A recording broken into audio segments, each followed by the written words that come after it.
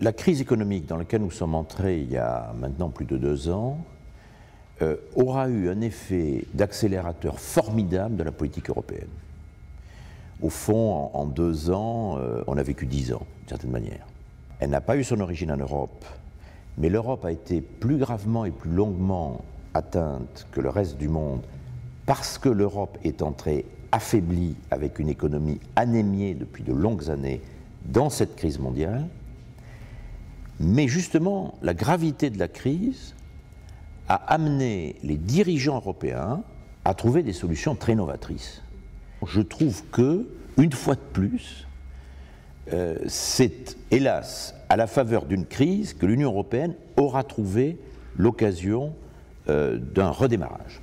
L'Union européenne que l'on construit encore, dont l'architecture finale n'est pas encore atteinte, ne sera pas une fédération classique à la manière des États-Unis d'Amérique. Ça sera l'addition d'un système qu'on peut qualifier de fédéral pour gérer les compétences européennes, comme l'agriculture, la politique régionale, les transports, l'environnement, et à côté un système confédéral intergouvernemental pour coordonner les politiques nationales. Il faut maintenant que l'on guérisse le mal chronique de l'Europe, qui n'est pas l'instabilité financière, qui n'est pas les déficits qui sont liés à la crise récente, qui est la sous-croissance, cette sorte d'anémie de la croissance européenne. Les 10 années qui ont précédé la crise financière, le monde, à l'échelle planétaire, a connu sa période de prospérité, de croissance économique la plus extraordinaire de toute l'histoire de l'humanité. L'Europe s'est contentée de 1 à 1,5. Donc l'Europe avançait à une vitesse d'escargot, pendant que le reste du monde courait à une vitesse de lièvre. Le rapport Schuman a un double mérite. D'abord, il apporte des éclairages venus de plusieurs directions, de plusieurs auteurs, sur la problématique européenne du moment. Et il aide non seulement, bien entendu, les chercheurs, les étudiants, les observateurs de la vie européenne, mais les acteurs eux-mêmes, à prendre du recul et à essayer de replacer les événements de l'année, les événements considérables que nous avons vécus ces derniers mois, dans une perspective plus longue.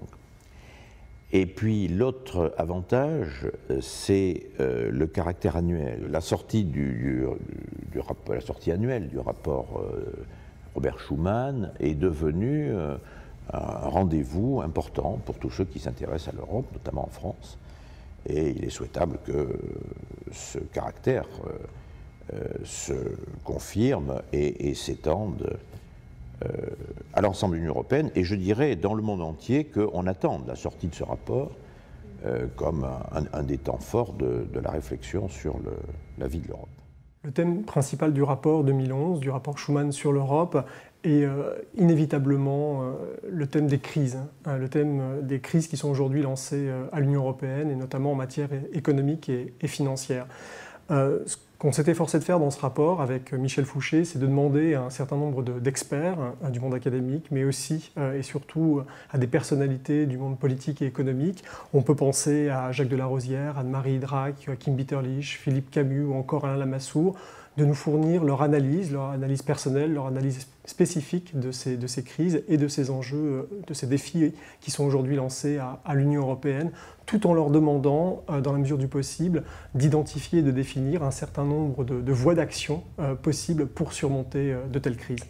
Le rapport 2011 cette année, ce rapport Schuman sur l'Europe, se singularise par la présence d'un grand entretien exclusif avec le président du Conseil européen, Herman Van Rompuy, qui nous a fait l'honneur de nous fournir une analyse, sa vision propre, sa vision personnelle spécifique de la manière dont l'Europe a traversé l'année 2010.